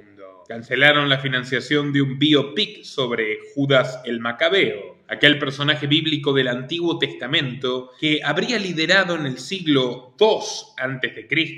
la revuelta de los macabeos contra el imperio helenístico de los Seleucidas. La noticia se magnificó y voló por los aires cuando Joe Eszterhas, el guionista, filtró una larga y durísima carta, una carta de hecho más larga que su guión, en la que difamaba virulentamente a Gibson. Afirmaba que el director nunca pretendió hacer realmente la película, que en un mes y medio no leyó su guión y reveló una serie de situaciones que demostraban su carácter volcánico e inestable. Gritos, arranques de ira, comentarios obscenos, insultos a su ex esposa rusa, etcétera, etcétera, etcétera. Escribió incluso que Gibson una vez le dijo que odiaba a John Lennon. Imagine, odio esa maldita canción, me alegra que esté muerto. Era un maldito mesiánico, le comentó Gibson a solas mientras tomaban una cerveza. En una entrevista, Eszterhas llegó a decir que el catolicismo de Mel era producto de su imaginación y que compartía la mentalidad totalitaria del mismísimo Hitler. Joe arrastraba sus propios traumas con el nazismo. Cuando tenía 45 años de edad se enteró de que su propio padre había ocultado su colaboración con el gobierno del Partido de la Cruz Flechada, una organización húngara ultranacionalista que durante 1944 y 1945 asesinó ni más ni menos que a 15.000 civiles judíos inocentes y también otros tantos romaníes, es decir, de la etnia gitana, deportando 80.000 personas a campos de concentración en Austria. El padre organizaba quemas de libros y generaba propaganda antisemita, escribiendo panfletos que, según el propio Eszterhas, eran la versión húngara de Mein Kampf, Mi lucha, el libro de Hitler. Al descubrir semejante secreto familiar, Joe dejó de verlo y solo se arrepintió una vez. Dijo en una entrevista que cuando su padre estaba en un asilo húngaro de ancianos, las enfermeras lo llamaban y le decían: el hombre se está muriendo y pide verte. Necesita decirte algo. No ir fue un gran error para mí. Le pedí a Dios que me perdonara, pero no creo que lo haga, declaró angustiado el guionista. Sturges vivía por entonces en Estados Unidos. Había decidido dedicarse a la escritura luego de ganar un concurso patrocinado por la Fundación William Randolph Hearst, en honor al famoso magnate de los medios que creó la corriente amarillista de la comunicación y provocó con sus noticias falsas la guerra hispano-estadounidense. ¿Para qué? Para vender más diarios. Con ese premio, Joe consiguió trabajo como reportero en la revista Rolling Stones y en The Plain Dealer, donde fue a cubrir el colapso de un puente de Ohio y recibió una demanda por inventar un diálogo con una madre cuando en realidad se había infiltrado en la casa y solo había hablado con los niños. No hay bien que por mal no venga. Un ejecutivo le dijo que tenía talento y que sus textos eran muy cinematográficos. Sturges se lanzó entonces al incierto mundo de los guiones y consiguió el éxito cuando uno de los suyos fue utilizado para filmar la excelente película Bajos Instintos, por la cual cobró la cifra récord de $3 millones. Sus ex colegas, un tanto envidiosos, dijeron que este hombre ganaba salarios de 7 cifras por trabajos de 5 o 6 páginas. Por supuesto exageraban, pero a finales de los 90 la carrera de Sturges sufrió un declive profundo, con guiones de películas fallidas como Joe Girls, Jade y Burn Hollywood Burn. Irónicamente trata sobre un cineasta de la industria que fracasa haciendo una película de acción con Sylvester Stallone y Jackie Chan y busca por todos los medios que no se estrene, robándose la cinta y dándose a la fuga. Burn Hollywood Burn, Arde Hollywood Arde, ganó 5 premios a la peor película del año y fracasó en taquilla. Al igual que Gibson, Sturges también buscaba la redención con el film sobre Judas. Una doble redención, como guionista fracasado y como hijo de un nazi. Pero no pudo lograrlo. El director lo había invitado a él y a su familia a un complejo en la cima de una montaña costarricense para hablar sobre el trabajo. Pero cuando el húngaro le dijo que ni siquiera tenía el primer boceto, Mel estalló en cólera, de tal manera que el hijo de 15 años de Sturges, completamente anonadado, decidió grabarlo en secreto. Escúchenlo por ustedes mismos.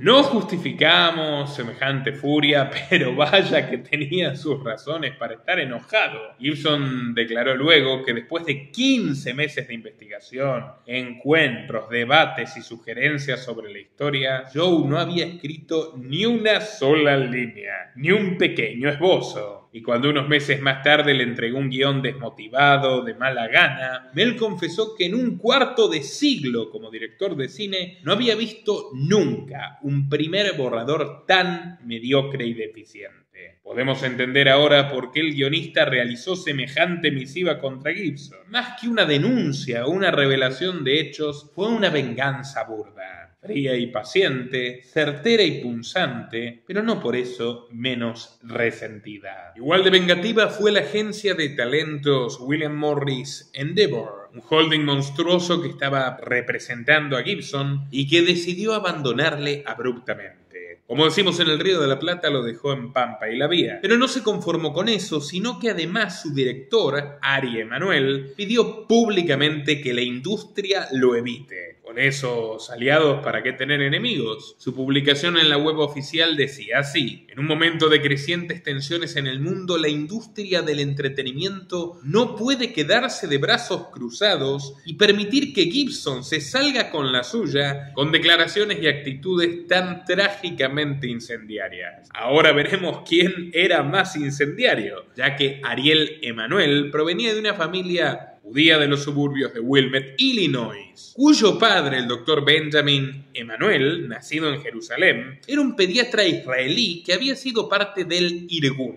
una banda terrorista paramilitar, sionista radicalizada, que operó en el mandato palestino durante las décadas de 1930 y 1940. El mismo Albert Einstein, en una carta al New York Times en 1948, comparó al Irgun con los partidos nazis y fascistas de Europa. No es para menos. Su ejército comandó operaciones armadas donde asesinaban a civiles británicos y civiles árabes. Ellos creían que cualquier acción a favor de la creación de un Estado hebreo estaba justificada, incluso los medios ilegales, ilegítimos y terroristas. Entre sus impiadosas atrocidades, el 9 de abril de 1948 llegaron a media mañana al poblado palestino Deir Yassin, lanzaron explosivos sobre puestos de control, dispararon a cada persona que pasaba, a los transeúntes, a los peatones, se metieron en escuelas donde se aprovecharon carnalmente de niñas palestinas e invadieron las casas de los nativos donde acabaron con los recién nacidos a cuchillazos. En total, estas bestias salvajes mataron a más de 100 aldeanos desarmados a pesar de que habían realizado un previo pacto de paz. Fue una traición artera. No sorprende que todos estos miembros sanguinarios fueran absorbidos por las fuerzas de defensa de Israel al comienzo de la guerra árabe-israelí. En otras palabras, los terroristas sanguinarios asesinos de civiles se convirtieron en militares condecorados. Este tipo de persona era el padre de Ariel Emanuel, que podría haber emprendido un camino distinto a su progenitor, pero que sin embargo sostenía que estaba honrado de llevar su apellido. Esta es la calaña de los canceladores de Gibson. Su hermano, Raham Israel Emanuel, fue director de finanzas en la campaña presidencial de Bill Clinton. Jefe de gabinete de Barack Obama, sí señores, jefe de gabinete de los Estados Unidos, y actualmente en la administración Biden es el embajador de Estados Unidos en Japón. Como alcalde de Chicago en su juventud,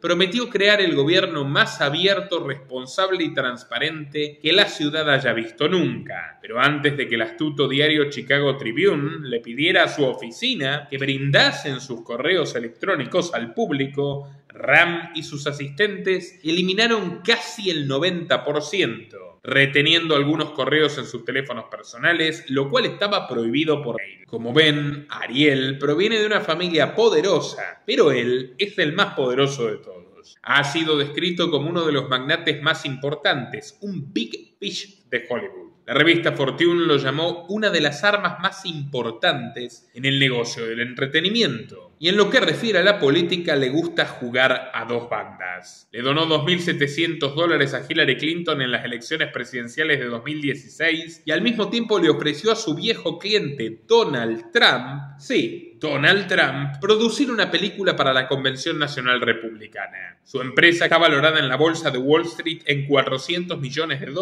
es respaldada por la Fundación Schwab y el Foro Económico Mundial. Posee acciones en la productora Fifth Season, en la Liga de Fútbol Americano y maneja la UFC y la WWE, la empresa global de lucha libre de la que Trump forma parte. Con esto pueden ir midiendo el calibre que conlleva ser proscrito por Emanuel. Al igual que lo hizo con Gibson, en 2022 instó a las empresas a dejar de trabajar con el rapero Kanye West porque al parecer suyo hizo comentarios antisemitas. Pero el magnate no decidió renunciar a sus empresas cuando la agente Sandra Epstein lo demandó por haber hecho comentarios homofóbicos y racistas. Tampoco renunció cuando en los documentos judiciales figuraba que le había permitido a un amigo operar una web pornográfica de pequeños desde las oficinas de Endeavor. Así funciona la contradicción ética flagrante de Hollywood, su moneda más habitual. Sin su agencia principal, sin el acceso a las grandes productoras, con su imagen completamente bastardeada por una camarilla de delincuentes, Mel Gibson sufrió el hostil ostracismo de la industria y la condena moral de los medios. Pero hubo mucha gente que salió a defenderlo, por ejemplo su hermano Andrew, que declaró en el Sunday Times de Australia que nunca había escuchado decir algo homófobo de su boca. Y vale mucho viniendo de Andrew Gibson, que en esa misma ocasión contó las grandes diferencias que habían entre él y su padre. Cuando tenía 22 años hizo una de las cosas más aterradoras de su vida: confesarle a Hatton, al fanático religioso, al extremista Hatton Gibson, que él era homosexual,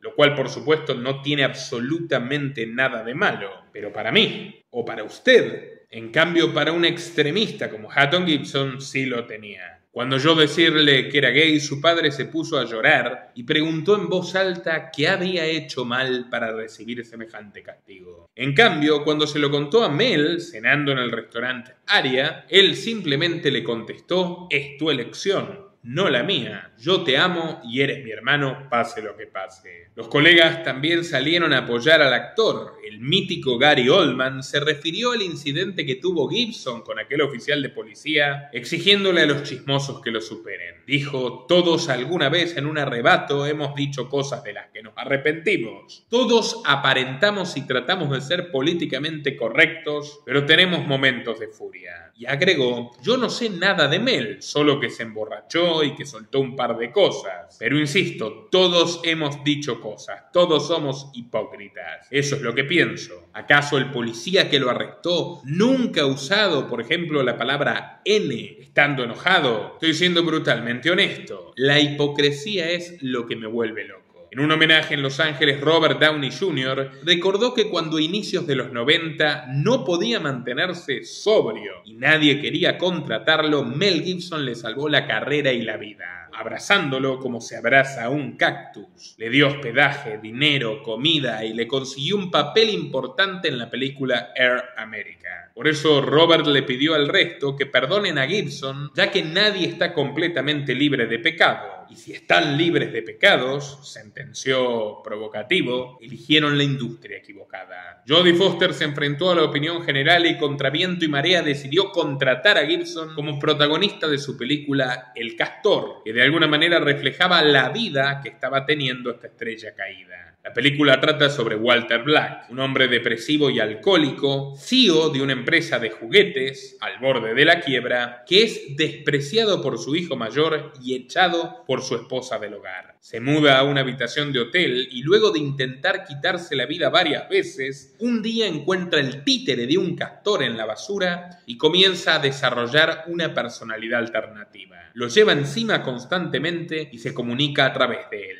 De esta manera empieza a restablecer su existencia, creando un nuevo vínculo con su hijo menor, Henry, con su esposa e incluso con el mercado, porque luego crea una línea entera de títeres de castores. La película no tuvo éxito en ventas, aunque recibió buenas críticas, y estas se centraron en una actuación formidable de Gibson. Pero no fue suficiente para revivir la imagen del actor, porque además de tener en contra a los jefes de los estudios, también se puso en contra de los políticos. En una entrevista de aquel año declaró: toda la noción de la política es que siempre te presentan una opción u otra. ¿Por qué tienes que adherirte a las fórmulas prescritas que ofrecen y se encuentran todas en la misma caja? Ves a Fox atacar a la CNN atacando a Fox. A veces capto una noticia y me parece una locura. Cuando voto es como tirar de la palanca y ver caer la trampilla debajo de ti. ¿Por qué tenemos que confiar en cualquiera de estas personas? Viven de mentir. Ninguno de ellos cumple nunca con nada. Siempre es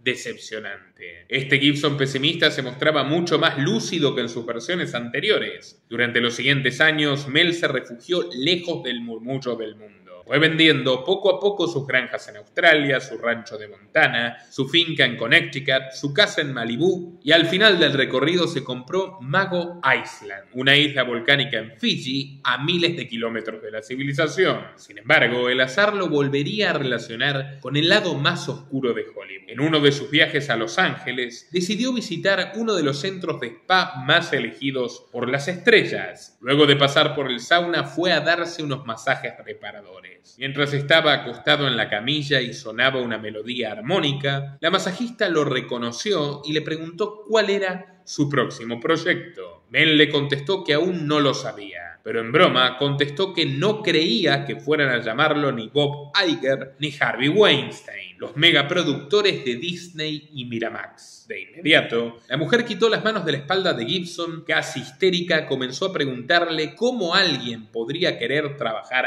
con Weinstein. ¿Por qué querrían trabajar con esa persona asquerosa? Sorprendido, Mel se dio la vuelta y le preguntó si se encontraba bien. La mujer le dijo que no y comenzó a llorar abruptamente. Gibson pidió que por favor le contara lo que estaba sucediendo y le aseguró que podía confiar en él. La señora, con la melodía armoniosa y espiritual de fondo y las velas aromáticas iluminando su rostro, le contó que en una ocasión la habían llamado para que le haga masajes a Weinstein en la habitación del Hotel Montage. Él la estaba esperando solo con la toalla puesta, pero durante la sesión casi no mencionó palabra. Cuando ella terminó y fue al baño a lavarse las manos, el productor irrumpió desnudo y, arrebatado o poseído, la empujó contra la pared, le puso su mano debajo del sostén y comenzó a abusar de ella. Ella lo corrió y le pidió que se pusiera la ropa, diciendo que eso no estaba bien. Pero como un animal en celo, el furioso Weinstein se quitó la bata y procedió a tocarse delante de ella. Cuando terminó, la masajista, asustada y con lágrimas en los ojos, le preguntó por qué hizo eso. El sujeto se puso la bata de nuevo y con una cínica sonrisa le dijo: «Somos ahora amigos cercanos. Tienes acceso completo a mí. A cambio de tus masajes podrás tener un contrato». Weinstein le propuso escribir un libro sobre los beneficios de los masajes para la salud. Él financiaría el escrito y ella se llevaría un gran porcentaje de las ventas. A cambio del silencio, claro. El productor le advirtió que tenía varios clientes de alto nivel, incluso abogados y policías. La mujer entendió la amenaza indirecta y meses después comprendió que además de extorsivo y perverso, aquel hombre era además un traidor.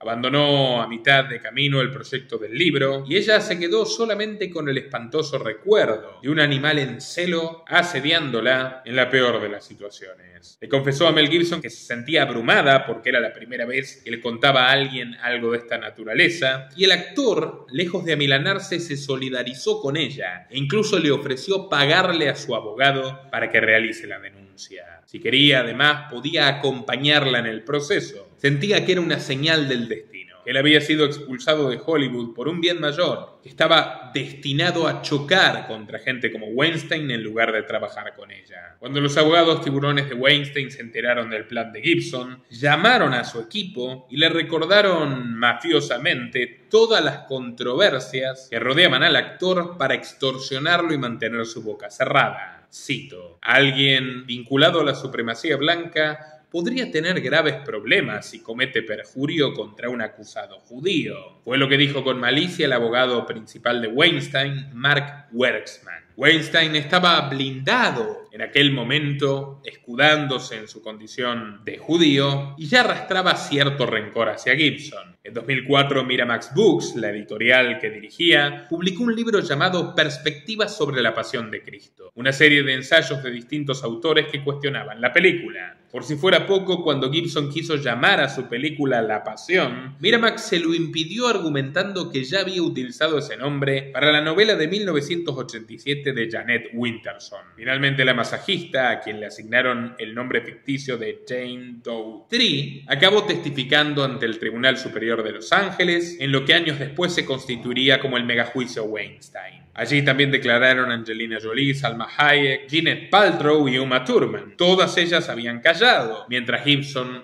no. Esa caja de Pandora inició el famoso movimiento Me Too, donde, paradójicamente, muchas feministas comenzaron un festival de denuncias falsas y trataron de arruinarle la vida a personas que eran inocentes y que luego lograron demostrarlo, como por ejemplo Johnny Depp. Mientras en este natural torbellino hipócrita Weinstein caía en una picada devastadora, Gibson resurgía por su propio esfuerzo desde las cenizas. «Hay días en que me miro al espejo y veo a un viejo, pero siento que eso es bueno», declaró en una entrevista de 2016, y agregó sonriente: «La lección que aprendí en todo este tiempo fue: no hables si has bebido». Con una abundante barba que parecía contener una sabiduría al estilo de Matusalem, Gibson volvió al séptimo arte para dirigir Hasta el último hombre, una gran película que se centra en las experiencias bélicas de Desmond Doss, un médico de combate cristiano y pacifista que se convirtió en el primer objetor de conciencia en recibir la Medalla de Honor. El film recaudó unos increíbles $180 millones a nivel mundial y recibió excelentes críticas, a tal punto que el Milford Daily News la calificó como una obra maestra del cine. Fue candidata a 6 premios Oscar, incluyendo el de la mejor película y el del mejor director, y obtuvo 3 candidaturas para los Golden Awards. Mel parecía llevarse mejor con su entorno, hasta se tomaba de manera más ligera y tranquila las burlas que le hacían. A pesar de esto, la industria estadounidense continuó sin perdonarlo. La posición de Hollywood respecto a Mel la resumió Ricky Gervais en la fiesta de los Globos de Oro de 2016, en la que estaba nominado como mejor director por Hasta el último hombre. Cito: "Lo único bueno que puedo decir de Mel es que prefiero tomar un trago con él antes que con Bill Cosby". Gibson lo saludó y le respondió: "Me encanta encontrarme con Ricky cada 3 años, porque me recuerda que debo hacerme una colonoscopia".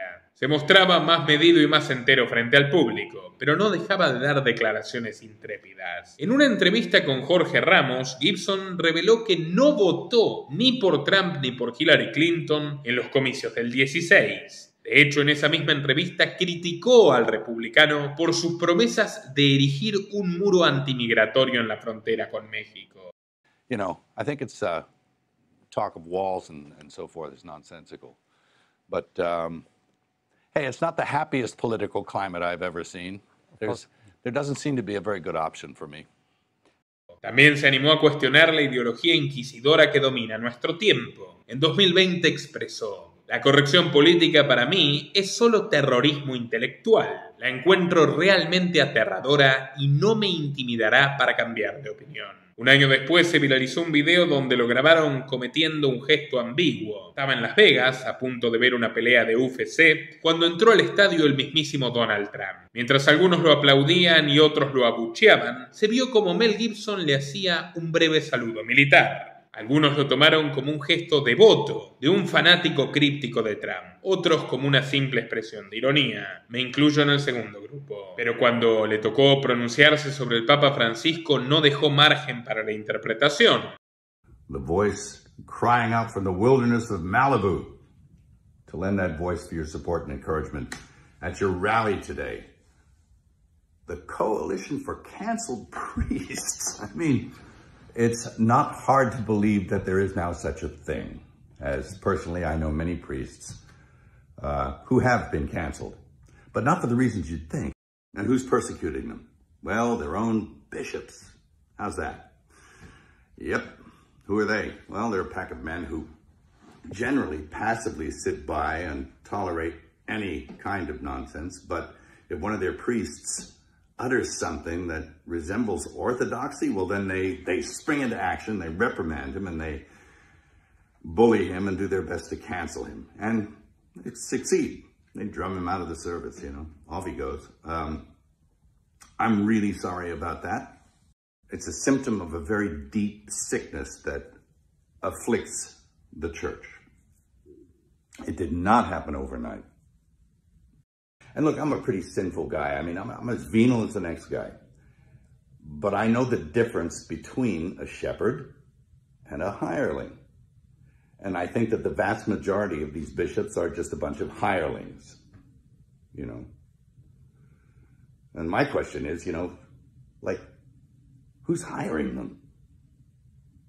I don't think it's Jesus. Is it Francis? Who's hiring Francis? Is it Pachamama?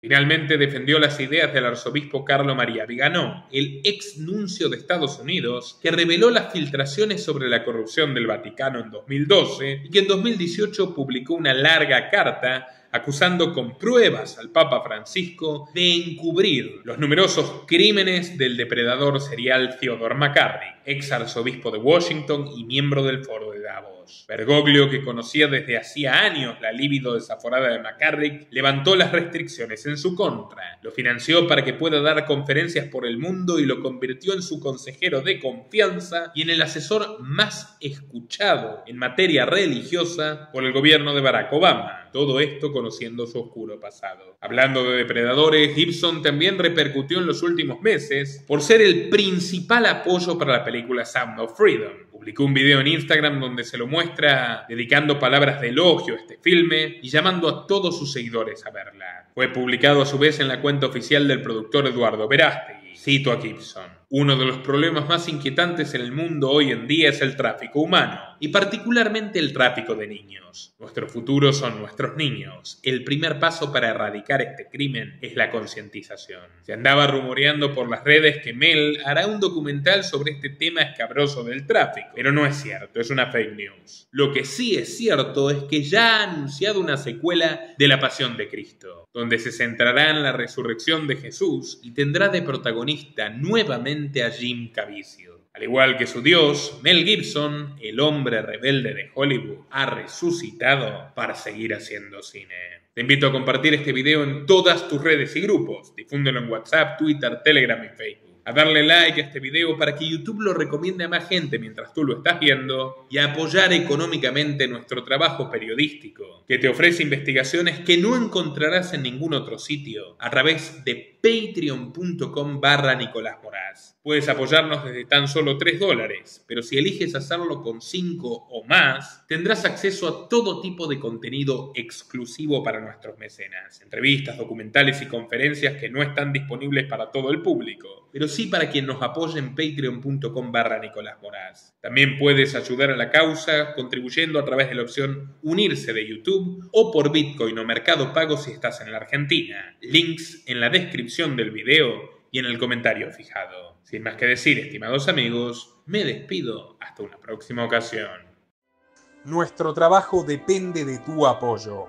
Para que siga siendo posible, realiza tu donativo desde tan solo $2 por mes a través de Patreon, en los links que están en la descripción o en el comentario destacado. También podés hacerlo a través de la opción Unirte de YouTube, y si estás en Argentina, con el medio de tu preferencia a través de Mercado Pago.